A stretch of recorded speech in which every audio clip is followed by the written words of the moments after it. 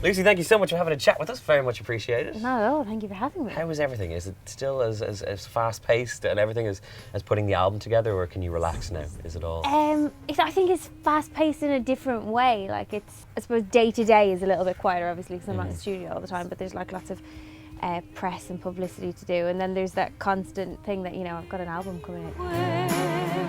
Yes, the future's been sold every night we go.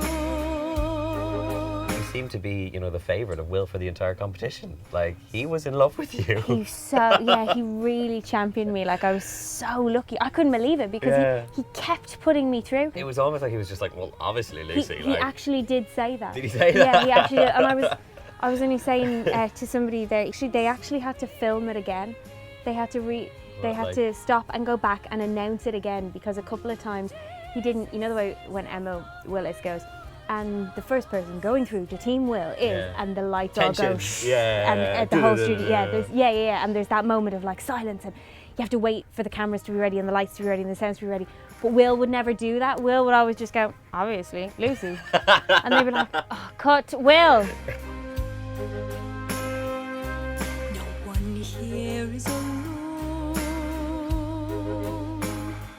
Satellites in every home. For Will to turn, in terms of him and what advice he gave you, did he ever kind of give you any advice on singing the way you do, or you're always like, oh yeah, Will, yeah, I know what I'm doing, come on? He actually used to say to me, like, I'm just so in awe of, I don't know how you do that. It's like you've got some sort of speaker inside your body that's making this noise. He's like, I have no idea, and I cannot even begin to understand it. Do you still talk to him? Do you still thank him? Do you still have contact? I haven't, I have to say, I haven't DM'd him on Twitter.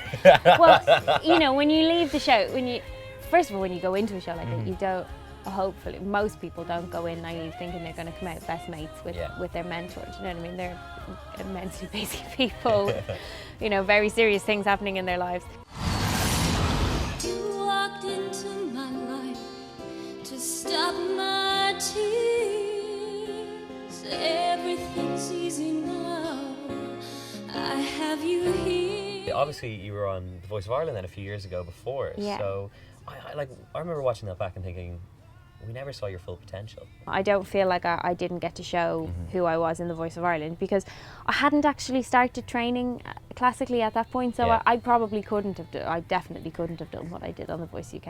I've grown a lot between the two, both as a person and as a performer, as a singer. And I had a great time on the Voice of Ireland. You know, it was great fun. Everyone was lovely. The coaches were lovely. A huge learning experience, and I don't have a single bad memory from it. I really don't. But the Voice UK was one of the. I will always look. It's entirely different, and I'll always look back on it as one of the. It was very hard, but it was definitely one of the most rewarding things and the happiest moments. And it's brought you to here, which is debut.